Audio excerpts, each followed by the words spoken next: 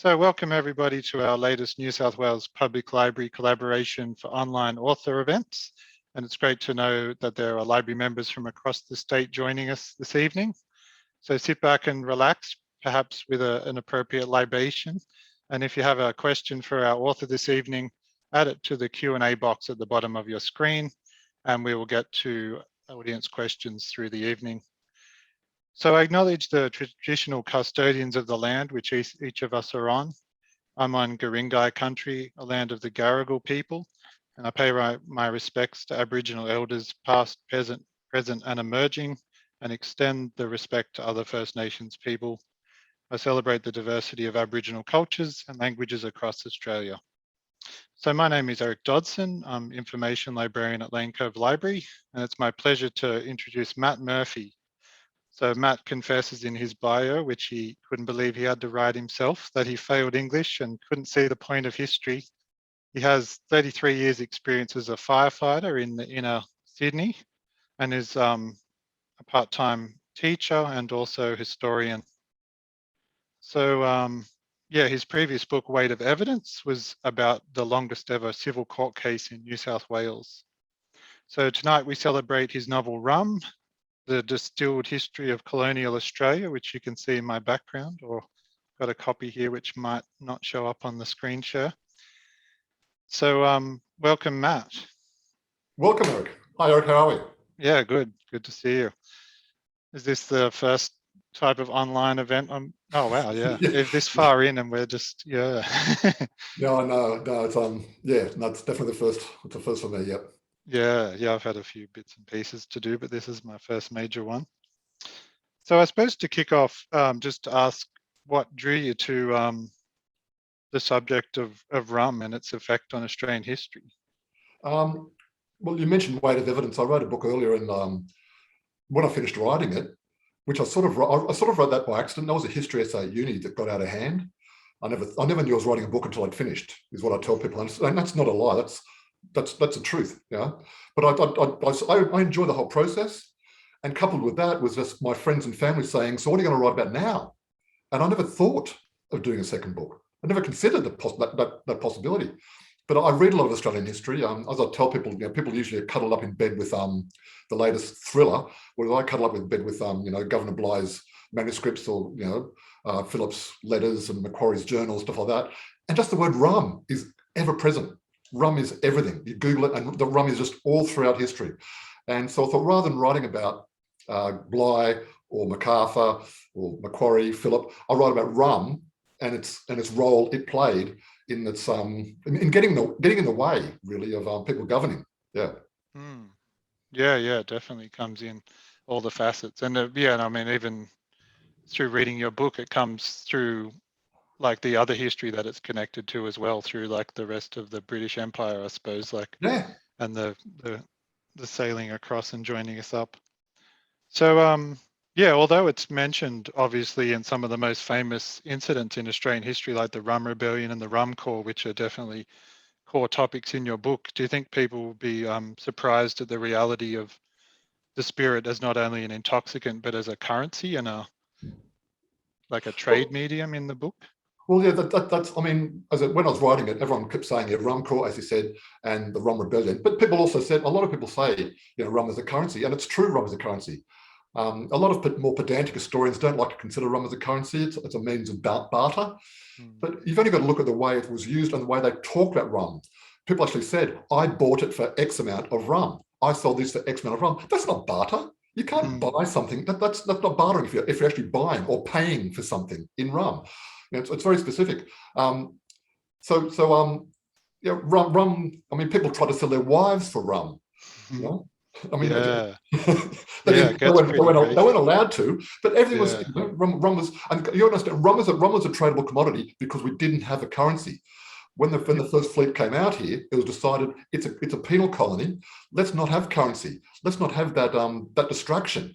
But of course, they hadn't even arrived here, and they already realised they needed some sort of currency to pay for various goods and articles, getting things done. So rum became a de facto currency, wheat and meat as well. But rum was the big winner by a long way. Yeah. Yeah, it was a weird thing actually trying to equate, because I've read a lot of the early settler part, but maybe some of the development of the colony I hadn't read as much. And then, because I know they struggled even to get crops and things going. So I suppose it's Yeah, a yeah, strange time in that point. And yeah, I was trying to think about, like, I know a bit about, it's one of those things that opens up a can of worms, like the development of the Caribbean or the development of India. Like, I wonder how, well, there was obviously, maybe more establishments of things that they could take over from there, or yeah. like where, like, I mean, I suppose they didn't see whatever was established of the indigenous ways weren't maybe the same Of as course. like what Yeah. was, or not. Yeah. So, But of course, and then you've got to consider that there was sort of like 3 or 4 types of rum. There was the rum that was made here, which was just garbage. There was the rum that came from Portugal, from Brazil by the Portuguese, which was apparently undrinkable. And then they mixed molasses with it to try to make it palatable. yeah. The rum from India was, and then but the cream of the crop, of course, came from Jamaica. But of course, India being the closest, a lot of our rum was either homegrown, which was just moonshine, or came from India. And of course, it's also worth knowing that the term rum was a catch-all phrase. Brandy was brandy, gin was gin. Pretty well anything else was coming with the banner of rum. So while the book is called Rum, a lot of the stuff made here was made from peaches, was made from potatoes, was made from wheat, whatever they could distill. But they called it rum. That's what they called it. Yeah. That's But interesting what because there's it was, what it actually was, we don't know. Yeah, and of course there's beer. Yeah. There's beer as well. But and people were drinking and going blind. People were drinking and dropping dead on the spot. Yeah. It was nasty stuff. Yeah. Yeah. There's a question in the chat from Adam, or like a point that ties into that, saying that he was interested to know why whiskey never got much of a look. But like you say, there wasn't the demarcation of what things were. Actually, I got asked that in an interview about a month ago. Someone asked that same question. I thought, hang on a second. Yeah, he's right. And all the reading I did, not that I said I read everything in the world, but of all the reading I did, the word whiskey never came up once. So I'm only presuming, I can't guarantee it, I can only presume that whiskey must have been rum as well. Then, yeah, because there's a point in the book that you say about like a very solid tie-in with the Irish having an impact in Australia, and they're famous for whiskey. But then I'm not sure that translated over, maybe, or Well, the thing about rum that's important is that rum was easy to make. I don't pretend to know how it's made. I'm not fancy like it. But gin needed all rum needed was sugar. That's all you needed. You needed something that produced sugar, and you just distilled that. And you had rum of varying tastes and quantities. But so it was much easier to make, much cheaper to make. Manufacture, really. Yeah, and then so as a teacher yourself, because I must have grown up in the time myself, I suppose. Especially I remember being at school with the bicentenary in '88, and then a lot of the figures we were getting taught about. I just remember John MacArthur stood out as a huge figure. But then, like you pointed out in your book, there was sort of like based on a guy had written a book about MacArthur. So and then it just feeds on itself, I suppose. So yeah, the question I was thinking was how do you equate when you're teaching, say, like the mythologizing of personalities with truth, or like perceived truth in history, I suppose. Well, to answer your question, as a casual teacher, I've taught everything from ceramics to breastfeeding. Oh, yeah. I don't do it. And as I proudly say, I'm a history teacher by training. Yeah. But as I said, as a casual, I'm a fill-in guy. Today I was an English teacher. I've been an English teacher all term under lockdown. I've been Zooming as an English teacher. Yeah. But I still take your point though. History is what we perceive it to be and what we're told it is. And there's so many stories that just, these grand, beautiful stories we know of that simply aren't quite right. But so often the true story just isn't glamorous.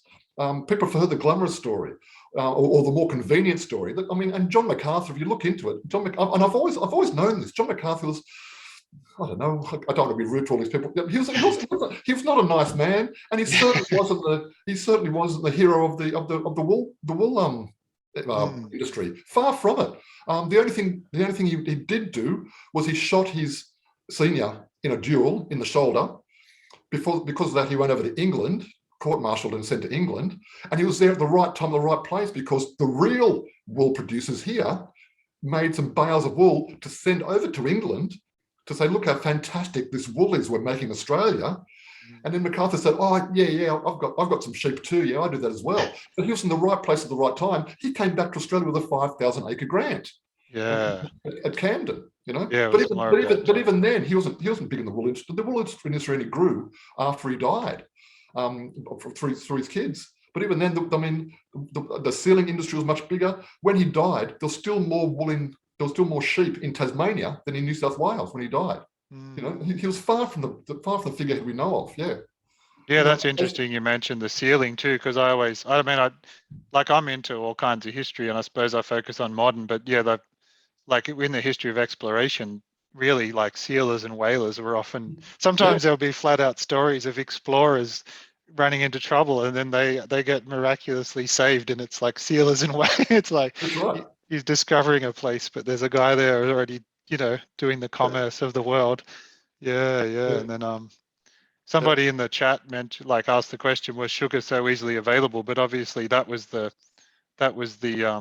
driving force in the West Indies, I suppose. Really, that was the main.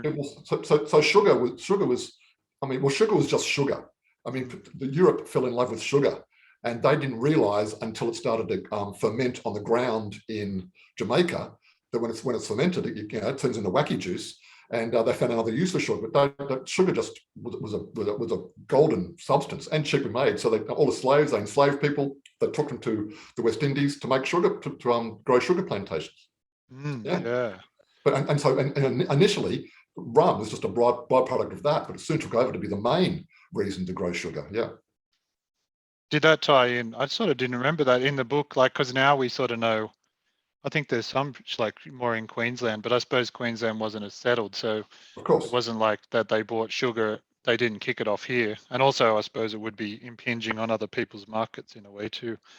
Well, in a sense, when they did start to produce rum here, we got in trouble with England because no, we're supposed to import our rum from India. We had, it was all part of the Commonwealth arrangement, and it was, so we sort of got our wrist slapped for not buying Indian rum instead of just making our own instead. Yeah, there's a question in the chat from Joy that ties in with a question that I was going to ask as well. So I suppose, did you find it relatively easy to navigate the dry elements of researching this book? Because I assume that there must have been an accessibility to things like cargo manifests and bills of lading, because you sort of have a lot of pretty good detail about. Well, it was the detail was. I know what you're asking, but often a lot of those things I had just had yearly totals. So I never had to sort of get into the real dry stuff. Yeah, a lot of it was pretty much set up for me and said, and Governor Phillip or Governor whatever would say, in the last 6 months we had so and so amount of tons of rum arrive on our shores. They did it for me. Yeah. Interestingly, though, is at Adelaide, South Australia, we're so confident that we're never going to have a rum problem, they didn't count how much rum into the colony. And and they were as drunk. They had no convicts, as we all know. They're quite parochial about how they never had any convicts, but they're as drunk as the rest of us. They had a police force and a jail before we did, because they needed one. It was just enforced by the behaviour, I suppose. But we don't know how much they drunk because we never measured. They didn't take stock.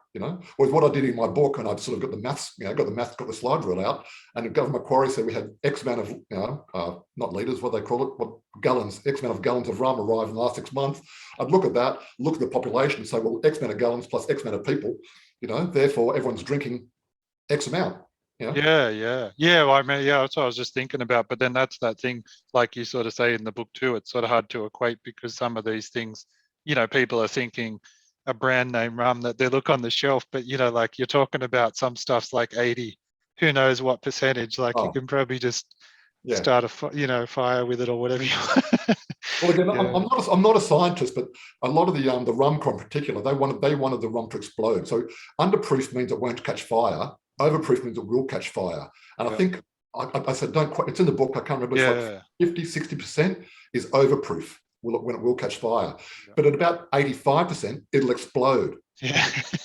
And a lot of times the rum would arrive, and the rum corps would test it and hope that it exploded. They'd pay a premium for exploding rum. Yeah, be that. And because also then I suppose, like you say too, it's like anything with, drugs and things over the years, it's all about watering it down as it goes down the chain and then making Very it go much, further. And very much, yeah. yeah, Yeah. Well, look, I mean, the yeah. guy that built Australia's first church, Reverend Johnson, he hated rum. His sermons were all about the evils of rum, and yet he built his church with convicts paid in rum as overtime. Mm. Yeah, Yeah, he had to, and that was the means of getting things done. So even the guy that said it was a bad thing, got succumbed and got into it. Yeah, that was interesting. I was thinking before when we were chatting about the element in your book about the access of Indigenous people to like even their own sort of natural. Like, where did you source? Like, I Oh, know with Dark Emu and stuff, there's been more focus on sort of Indigenous sources. I've got Dark Emu on my bookshelf, but I haven't. But I haven't. Yeah. But no, look, that chapter you're talking about is probably one of the shortest ones in the book. The pre the pre 1788 Aboriginal Yeah. alcohol. Just lots of bark, fermented fruits. A lot of it wasn't very heavy in alcohol, but there's also some nicotine-like drugs as well. I included in there as well. And of course, let's not forget though, the Dutch kept crashing into Western Australia, and there's ample evidence that they were trading rum for favours or for whatever. Yeah. And even from the the north. Indonesians. Yep. Yeah, that's what you highlighted as well about the fishermen from the north. Yep. And yeah, because somebody in the so there's a question from Ian in the chat about the impact on the Indigenous population, which I was flicking back through the chapter on that before, that you said that it was pretty free in the early days, but then it became like an embargo sort of thing for Indigenous people, almost as a way to separate them as well.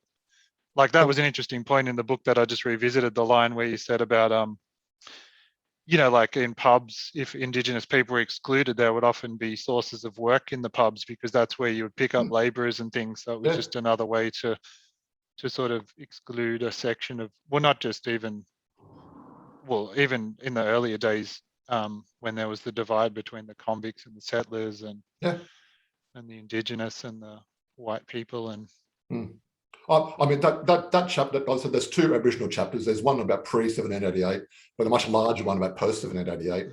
And I mean, the book's got 33 chapters, but it's one of the bigger ones. But at the same time, was one that I found very difficult to write. I mean, as you've read it, the book's sort of lighthearted, a little bit flippant in times, but it's very hard to be flippant about Aboriginal drinking. Yeah, that's right. As it's developed over time. I mean, I never knew. I mean, things like Namatjira. What happened with Namatjira and how he became a citizen, which means he could drink, but he couldn't drink at home with his family. And he got in trouble for doing so. It's just madness. Just some of the bizarre things that we put up with. But the early stories, I don't want to repeat them they border on being offensive. But just if you have read America about in the early days, but Aboriginals were drunk Aboriginals were entertainment. And what passed as entertainment, and this is entertainment though in polite dinner parties. This is a bunch of scallywags out in the bush, convicts, whatever, getting a bunch of Aboriginal people drunk. This is polite, this is entertainment at a polite dinner party with everyone dressed up. Yeah, it's bizarre. And I found two completely separate incidents of that happening. It was It was a very awkward chapter to write, but it had to be written. Of course, it had to be written. Yeah. It's like an intrinsic part of the story. So, like with the researching for the book, like you say that you did, some came out of it through uni study. So, like, was it sort of a traditional reading room type, flicking through things, or were you just sort of, reading through like popular history as well as some more heavy duty classics, and or did you get like online as well? And a lot of online sources. Yeah, for the first book was a university essay, but the second book, lots of online sources, lots of days in the state library. And the state library is great because all the indexes, the catalogue is all online, so I could just sort of tick the box and then catch a train into town, and there's all my books waiting for me when I get there. And I was very old school, so what I'd do was I'd have my mobile phone with me, and I'd just turn the page and take a photo of every page, sort of, I just copied books basically. But all the newspaper access too, I suppose, is pretty good as Trove well. is fantastic. Trove is unbelievable. Yeah, I mean, Yeah. yeah, I'm sure all the people watching here are aware of Trove, and if you're not aware of Trove, it's a godsend for anyone's interested in history. It's amazing, and it's getting bigger all the time. Yeah, Yeah, it's really opening up all the elements of the researching. Yeah. So that was not at all COVID affected, wasn't it? Because I suppose it's No, published. it's all pre-COVID. Now I'm Yeah, trying to write another one now, and it's all COVID affected. Yeah, I can't get to the library. I've got a list of things to get. I saw an author the other day who writes horror that I read one of his books, and he said he's written 7 books since COVID started, but he doesn't, like, who knows if any of them will see the light, I suppose. Yeah, so there was an element I thought, well, it's not as much a question, but there was a thing I thought about that, because I recently read Treasure Island, and I suppose, like, I read a lot of World War I and World War II, and I was just thinking about how rum really does, and not just rum, but I suppose liquor but rum sort of does seem to have its own special place in a lot of people's history, whether it's sort of always acknowledged, but I suppose it comes in with the pirate element, which is that like an element you found much evidence of in, like, it wasn't in the book as much, and I suppose some of the figures of history aren't far away from pirates in a way. But well, I mean, what I did with the book, I mean, I said there's 33 chapters, but the main chapters focus on the governors. So the first chapters, I said there's lots of little digressionary chapters, but the main chapters are Rum versus Philip, Rum versus King, Rum versus Hunter, Rum versus Bligh. Well, Rum versus Bligh is part 1, 2, and 3 because he was up to So no, I try to remain focused to Australian issues. The closest thing I got to piracy, of course, is the mutiny on the Bounty with Bligh, which is, well, not quite piracy, but no, look, I try to focus on Australia.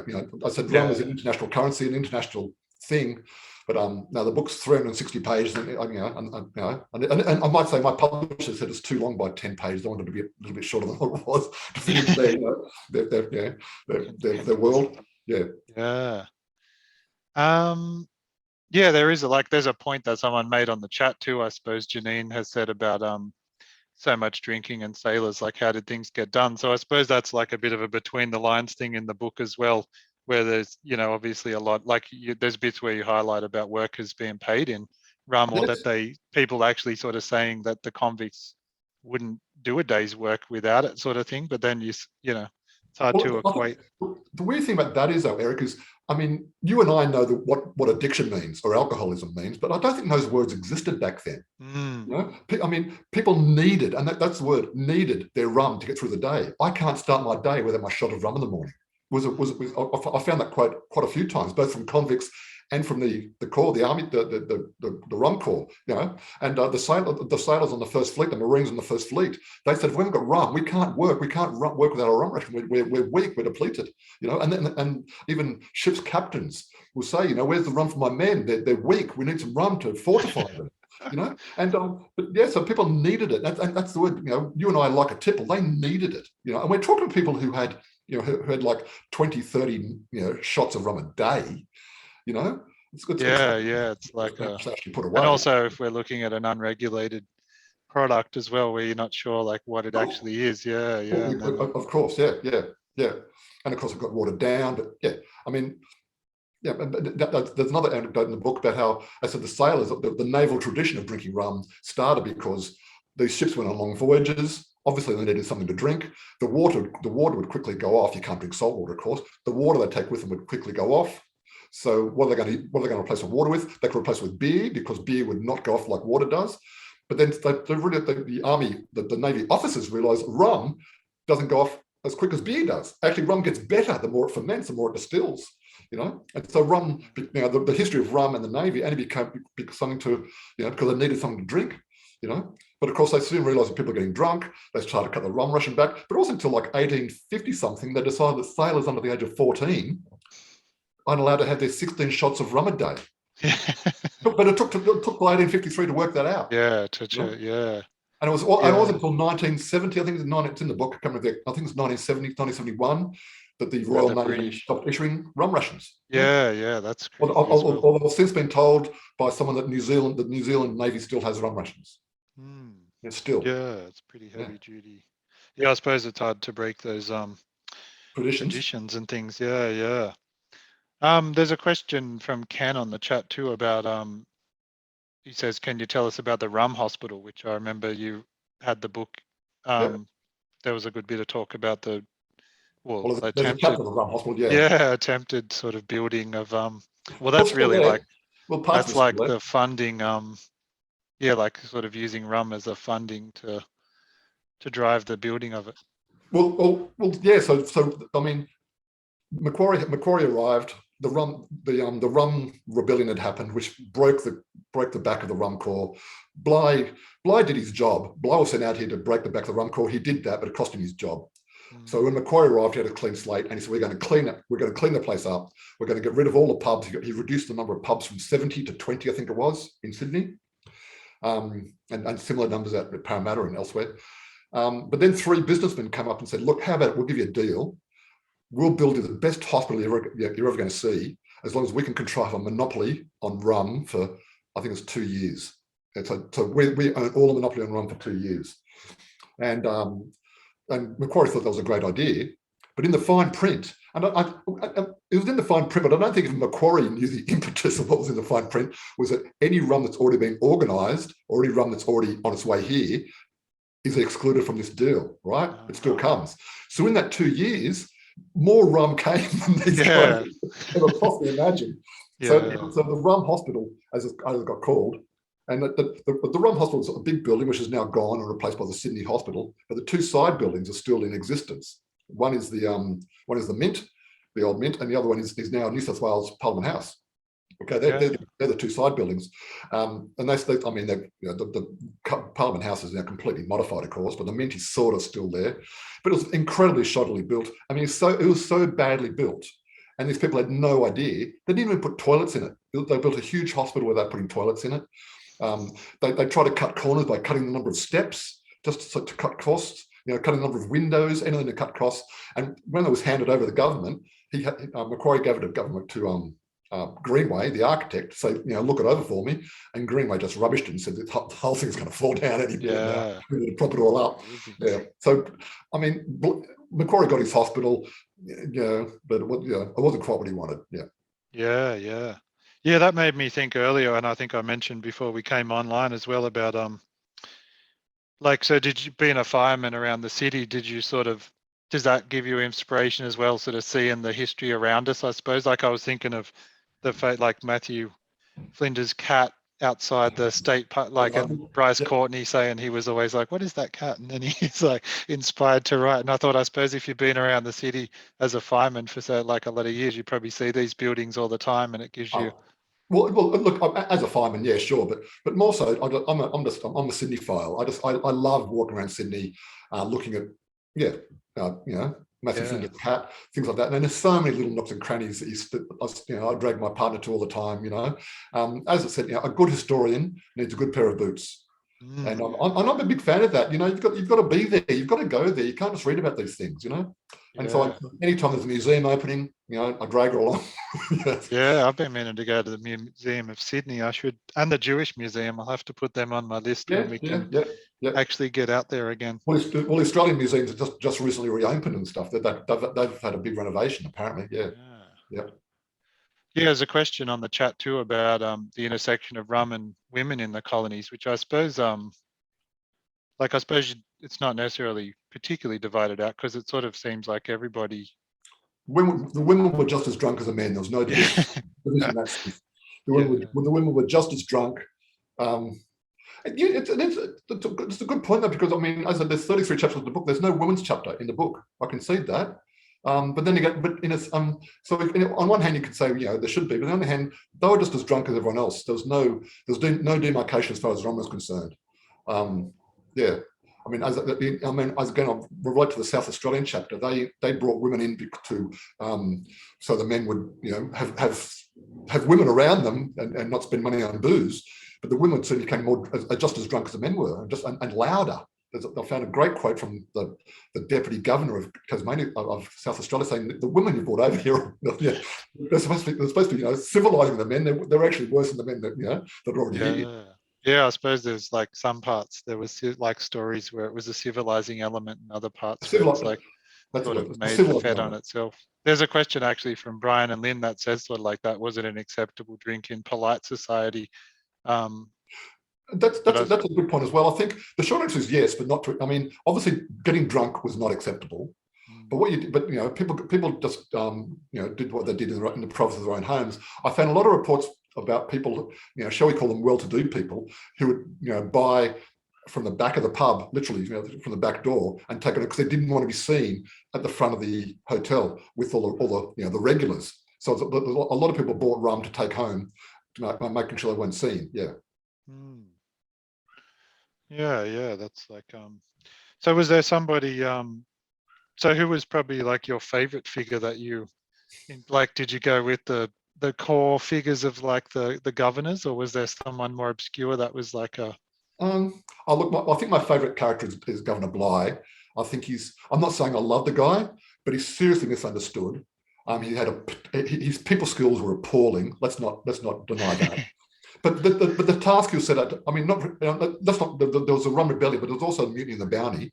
But in both these examples, he was set out to do a task that even a really nice person would have found extremely difficult. I mean, so to recap, the mutiny in the Bounty, he was told to get a bunch of sailors.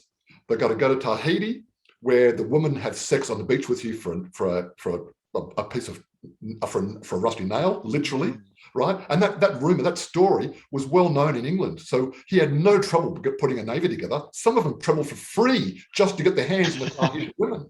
So the idea was to get breadfruit and then take the breadfruit around to the Caribbean for some cheap food for the slaves. But of course, when they got to Tahiti, all they had was sex and more sex.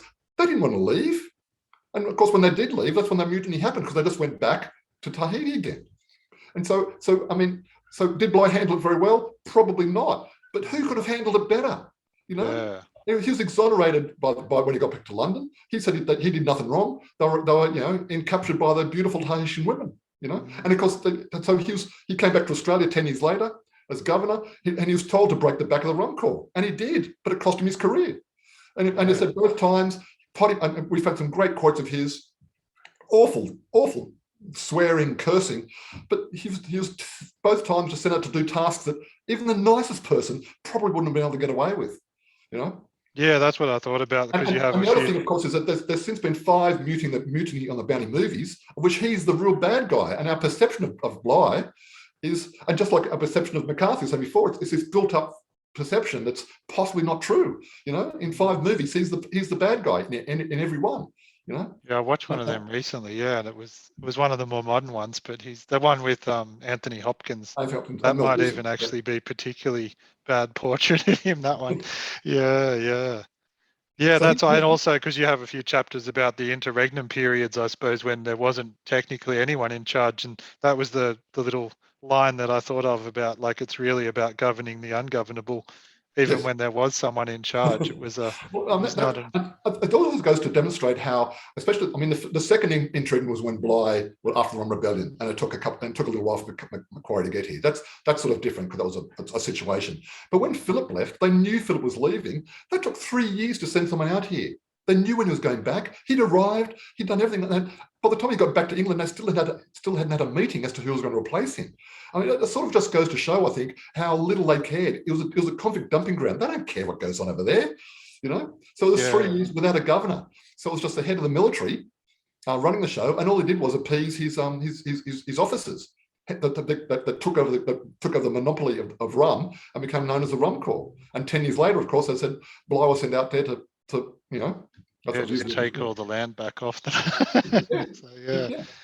Yeah. Because you had a population that was addicted, and I'm using the word again, a population that was addicted to rum, and the Rum Corps controlled it all. So if you're addicted, you'll do whatever it takes. As I said, people selling their wives. One guy sold Piermont for 4 gallons of rum. Piermont for 4 gallons of rum. Because these are desperate times, and when you're addicted, you have no sense of what things are worth. You don't care. And also a lot of things going on in people, like short lifespans and illnesses and things maybe going on with people. A tough life, yeah. But I mean, there's a few quotes of they can't believe that people, instead of getting paid in wheat for a day's work that would last them 2 months, they'll get paid. They demand being paid in rum that won't even last till the end of the night. You know, they're addicted. In no sense. You know, they weren't thinking. I suppose there's a couple of people in the chat pointed out that Bligh, it's an incredible navigator, and I suppose that's the same with a lot of these people like Cook or Bligh. Like, yeah, some of them were doing a vast amount of things, and some of the things they were like phenomenal at, but some of the things they got asked to do, you know, it's easy to pick a hole in what they did and what they got picked up as, you know, did a less good job at. What's the thing? I mean, people might know that after the mutiny of the Bounty, him and his friend, him and his supporters were put out in a boat, you know, it's a little rowboat, and they made it from Tahiti all the way to Timor. Apparently had a sail, but the sail hardly worked.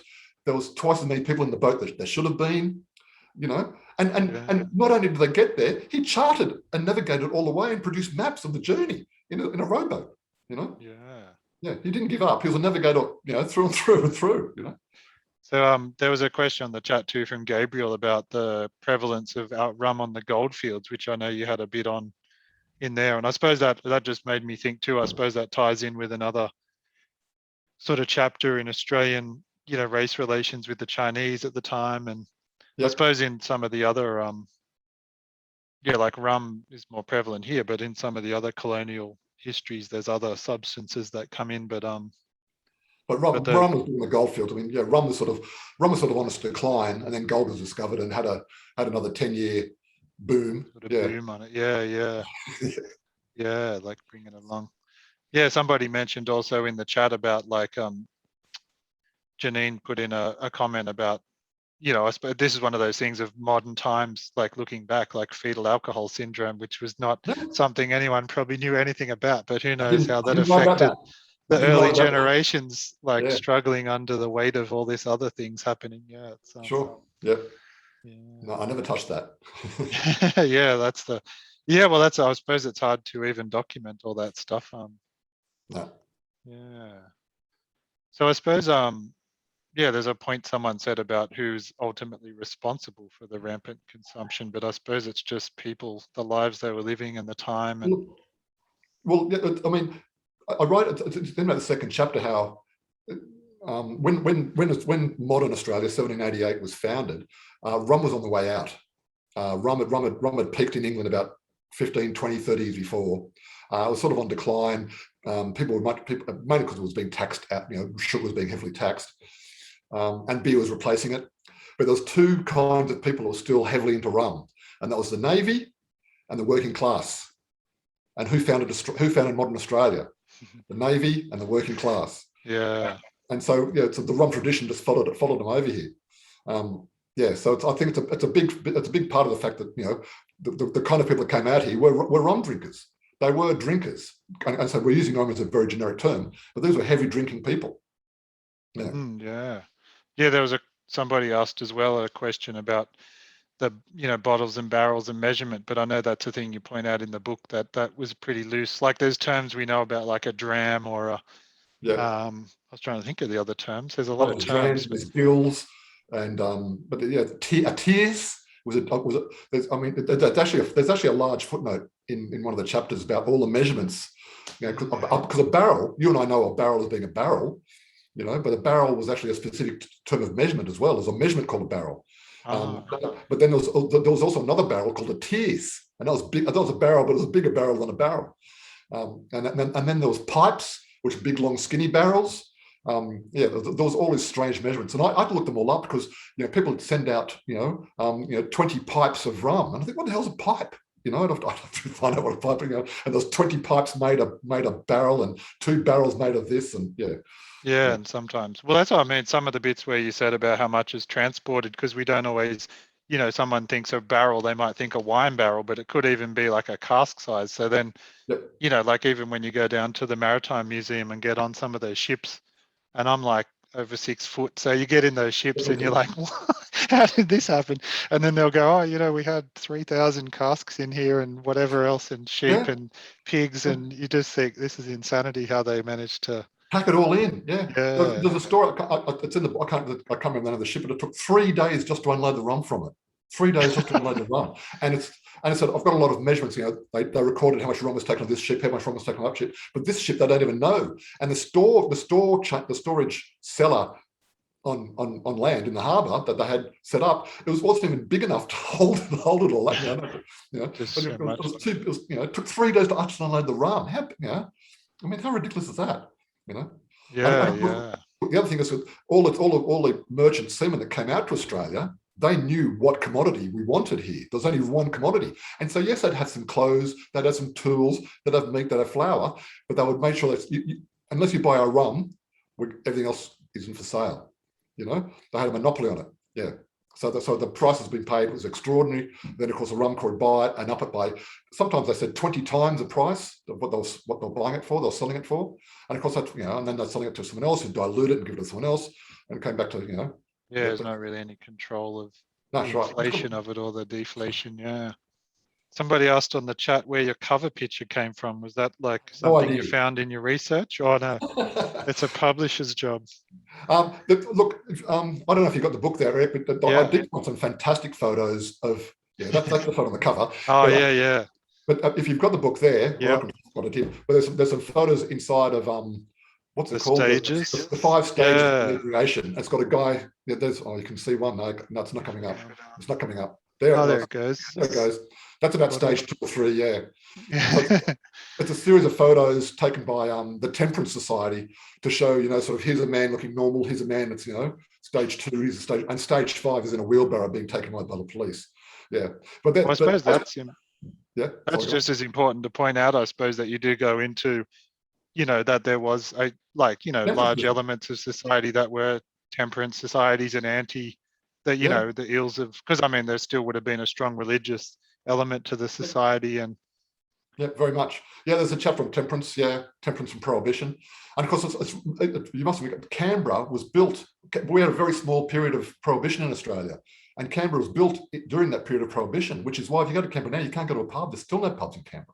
Yeah, that was interesting how you said that. There's like a. You've been. There's nightclubs and stuff. There's no pubs like like in Sydney. It's got pubs and around Sydney stuff because there was that very small window of prohibition. And not far from me is the suburb of Haberfield. Haberfield was built by a guy who was a temperance guy. He owned the whole land. He said, you can build whatever you want. You just can't build a pub. And Haberfield still hasn't got a hotel. Yeah. Surrounded by pubs have, but Haberfield hasn't got a hotel. Yeah, I grew up mostly in Moorpath, and that was, one of the original sort of forgotten ports of Australia. And apparently, there was only about, I think there was 2 or 3 pubs there at that point, but apparently in the history, it was like for a small town, there was a lot of pubs. Yeah. You do wonder how they all survived. Yeah, I just read a John Fowles book about the Victorian times. French lieutenant's woman, and that's interesting about like the discussing society and how it developed and the different elements of like the vices and whether they're talked about or kept secret and things like that through the But in answer to your original question about the cover, my publisher HarperCollins said they're going to get, I think it was 3 artists to do a cover. And about a month later, I got an email back saying, what do you think of this one? I said, it's great. And they said, we do too. And that's it. I never saw the other 2. I've got no idea whatever happened to them. I have no idea. It looks good. I thought, it looks great. Yeah. And they all agreed. And I never saw the other ones. I've got no idea what they look like. Yeah. So there's so with your first book as well, like, was that so you had quite a Newtown focus in that one? Was that like, is that where you sort of were living at the time, or you that's where I'm living. Still? You're based there. Yeah. Now, well, I wrote a book about the Newtown ejectment case. If you Google it, you'll see the Newtown ejectment case, and it was a scandal. It was an incredible story. This story I might have was so incredible that when I wrote this book up, it wasn't until I put the last full stop I thought, I think I've written a book, But I showed it to my mum, and my mum said, I quote, I still tell people, is that she said, Matthew, this is very good, but you've clearly made it up. And I said, Mum, I haven't made it up. This really happened. Yeah. This story really happened. I mean, it's a very long, twisted soap opera of a story, so I won't go into it now, but it was the biggest court case the country had ever seen, you know, with over 200 witnesses, went for 10 years. And it was basically about like a guy, Erskineville and half of Newtown, this guy owned it, and another guy says, no, you don't, it's mine. And it went, it was, Yeah, I saw a good précis of that on, like I looked up before on the internet. It's definitely. Yeah. Somebody asked actually when that came out. I think it was 2014, wasn't it? 2013, yeah. Oh, 2013, yeah. 13, yeah. But having said that, the last copy got sold about 2 weeks ago. It's sold out. That's it. Yeah. It was a sad day. Yeah, none more left. Might be able to find it through Trove though, or in the libraries. It's in the libraries. There's libraries everywhere. Yeah. It's online. You can get online too. Yeah. Yeah. So was there, like with your new writing, is there any more specific elements of Australian history that you were like looking to delve into, or? Well, I'm trying to write a book now about gold. Yeah. So there's a chapter in Rum about gold and Eureka Stockade, and I'm trying to think. As I said, I write in a sort of blokey, offhand sort of manner. What's a good field to write about? So I'm sort of writing about the discovery of gold, mainly about the discovery of gold and the skirmishes on the Goldfields. I'm trying to avoid. I don't know if I can avoid the Eureka Stockade, but Eureka Stockade has been written about so often. I think I don't, by people smarter than me. I don't want to go there. I'm trying to sort of write around it. There's lots of other things to write about without having to go there. But it's very early days. I've got, yeah. I'll get there. Yeah, there's a few questions and sort of related things to Eureka Stockade in the questions, but I suppose that's it's one. The Eureka Stockade's worth mentioning though, because rum played a big part in the Eureka Stockade, because a big issue is that all the people behind the stockade were drunk. And it's even believed, it's not known, it's not guaranteed to be true, but there's strong rumours to the fact that the troopers that were going to start firing on the people beyond the stockade at 2 o'clock in the morning actually ferried brandy into them to make sure they were drunk. So when they started the firefight at 2 o'clock in the morning, they wouldn't take much opposition, and that's exactly what happened. They're all drunk as skunks. Yeah. Yeah, that's crazy history. Yeah. Somebody in the question, Adele, asked if you have Irish heritage, and I think you mentioned that at some point, that you thought there might have been someone connected to you in the history. In the one of the first riots in Australia was the Castle Hill Rebellion, which is basically a bunch of drunken Irishmen, Castle Hill, northwest Sydney. They said they were going to riot and take the whole of Parramatta hostage. And then the demand was that they then get a ship and they could leave Sydney Harbour on this ship that was going to be supplied for them in return they'll give you back Parramatta. It was completely flawed. And again, everyone was drunk, which was part of the reason that never worked. But there was a lot of people who dobbed them in. And Francis Murphy, my great whatever, he was a convict in Castle Hill at the time, and 2 weeks later he got a pardon. So it's quite likely he was one of the snitches, because there's no reason to get a pardon out of the blue, other than it was 2 weeks after the Castle Hill Rebellion that he had no pardon. Yeah. Yeah. I was just trying to find another question that was interesting. Because you mentioned Canberra, and I suppose the ACT. There's a question from Nicola about the difference between the states with rum, and I think in your book you did highlight South Australia at one point. South Australia's got a chapter. What I'm thinking now, Victoria's got it. Tasmania's got a chapter, definitely. Every other state. I mean, Victoria and Queensland don't actually get chapters, but they're sort of mentioned throughout. I can be honest and say Western Australia doesn't really get much of a look at it. I mean, my publisher said, you've left out Western Australia. I thought, I scrambled and I found a little couple of bits to add in, but Western Australia couldn't find anything to deserve a full chapter for Western Australia. That's sort of a funny thing that you pointed out before too, like Western Australia is so involved in the early, like sort of pre-British history, but then in a way it's not really rating much of a mention. It was colonised later, and I said, so a lot of the rum furor was sort of over by the time Western Australia was colonised. I'm saying that off the top of my head because I said, well, I looked at it and it wasn't worth going to. And South Australia had sort of, wasn't there like a European cultural difference with South Australia maybe, or was it? South Australia would welcome people of religion across. We're a very religious society, so it's sort of become a de facto temperance society. And there is, and there still exists apparently, temperance hotels in outback South Australia, and which weren't temperance hotels. It's like, but they were hotels were owned by the town, and they decided who drank and how much. Yeah, and apparently there's still a few of them still going nowadays. Yeah. So, and Kieran asked the question, what superseded rum as preferred drink? And I think you highlighted that it sort of became beer. Like the excesses maybe got controlled as society developed a bit, and then beer became maybe more. Well, rum's disappearance coincided or was because of, we had a depression here in the 1840s. So the depression meant the depression simply meant, first of all, it meant the end of convict transportation, and it also, which meant that a lot of people who drink rum a lot suddenly weren't arriving, and people just couldn't afford it anymore, and also the wheat that was traditionally going towards making rum was now needed more so just to feed people, and so when post depression, we had the gold rushes, and after that everyone's just over it. Rum had had its day. Rum was done, and rum is now. The people drink rum then only to the thing they drink it now. Beer, as I think I wrote, beer was here, and beer just kept climbing in popularity. Yeah. There's an interest. That's sort of still interesting too. At the end of the book, how you sort of do a modern take on drinking and how, because we sort of have I don't know, I suppose there's a mythology of the Australians as great drinkers in the history of the world, but and back in the day, back in the 1830s, we possibly were. I sort of tried to do some, I found Australian statistics on what we drank, but I couldn't find what they drank in Germany or whatever it is. I couldn't do it.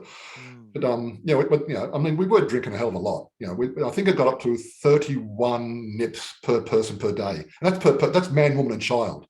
Yeah. I said that's including children and including convicts who, for the most part, weren't allowed to drink. So it's 31 nips per person, including convicts and babies, right? A lot.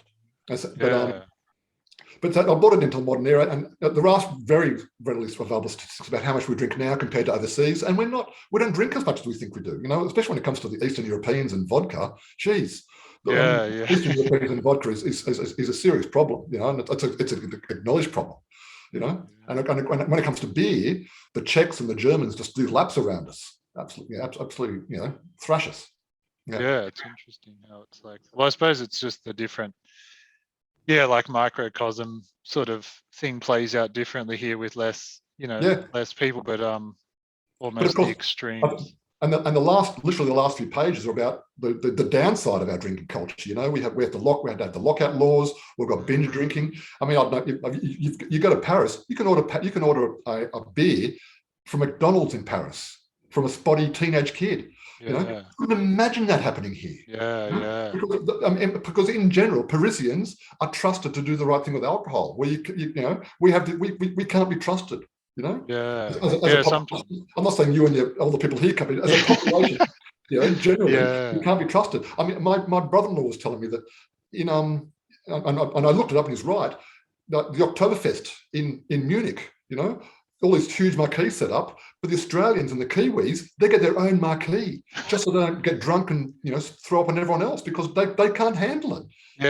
Success. They binge, I suppose that's the thing. That was a question I was thinking about asking before. Like I had heard over the years, it's one of those stories that you're sort of not sure about, but I heard people say that they knew someone who knew a publican that refused to sell rum because it was, fighting juice. Like they reckon that, I was thinking of that because I suppose in America, it's like everyone will say the party got crazy when the tequila came out or something. And then there's almost that thing with rum, it seems to have. But this is almost like the characters in history sometimes, even these things like can become mythologized, I suppose. For sure. Rum's got a reputation, but let's face it, it's probably deserved. Yeah, there's some other books I'd read that I like. Some of my favorite books are like in this style of yours. There's one called Cod by Mark Kurlansky, and he's written a few books about, the role of sort of the inanimate. And there was one pretty recently called Blitz by Norman Ohler that was about, he was sort of theorizing about the importance of amphetamines and stuff with the breakout of the Germans in World War II. And Okay, so it's like, man, that one I felt was a bit like maybe he was sort of putting the idea out there and maybe other people could do deeper research. But like with yours, there's a lot more, in it by itself, that you did the backup on. And yeah, it's interesting way to yeah. approach history, these books, where it's not just about the people, but some of the things that enable it. Influence the people, and Yeah, and I think it says on the back cover, cause people to make some very bad decisions. We're a nation yeah, that is founded on making some really poor decisions, yeah, alcohol-fueled decisions. yeah, that's right. Yeah. So it's been almost a pretty solid hour. Oh my God, I've that's too. tried to ask most of the questions I can see in the chat. So it's been a good. So you're still just doing the teaching on Zoom, and then are you still doing all the firework as usual, or is I that? was a fireman yesterday, and I was a teacher today. Yeah, Oh yeah. and teaching on Zoom is not. The kids are over it. The kids Uh, they've just had enough. I had full classes at the start of the term. It's just is this for high school or I'm junior? teaching. I've got a high school class, yeah, Yeah, and yeah. I'm teaching. I'm an English teacher at the moment, and and the head teacher's looking over my shoulder to make sure that because I'm not qualified as an English teacher, but she's it's all well, it's all legit, it's all working, but the kids just over it, and they're not blaming me, just that's that's the weird thing. Kids love looking at screens, kids love looking at computer screens, but now they've changed their mind on that. I was actually talking to the kids today, and they want to get back to school. I said, you never thought you'd miss school, did you? Yeah, they do. Yeah, the social factors and things Yeah. coming in. Yeah. Yeah, well that's all my questions, and there's been through the chat, so it's been good to have you. No, And thanks very much, Eric. It's been fun. It's been different. yeah, it's good It's been to. good. This is my first author chat, so it's good to. I'm a good talker, so it's good to drag it out, and we had a good backwards and forwards. So yeah, I suppose if people are looking for your book, it's out in. It should be available in all the shops, I suppose, and then we've all got it in we've got it in my library, so all the other Yep. librarians should be able to get onto it. There's just a final note Melanie wanted me to mention. So coming up on the 5th of November at 1 p.m, if you check with your local libraries, there's going to be an upcoming talk with David Hunt, talking about his book, Girt Nation. So that's one for any of the history buffs that are watching to keep an eye out. More talks coming up. He's taller than both of us, Eric. Really tall. I've seen his books around there, but yeah. Oh, well, that's another one. So yeah, people can get onto your book first, and then they can chase up David after that. Good. Sounds Thanks a lot for your time today. No, it's been great, Eric. Thank you very much. Thanks, everyone. No worries. Take it easy. Thanks, mate.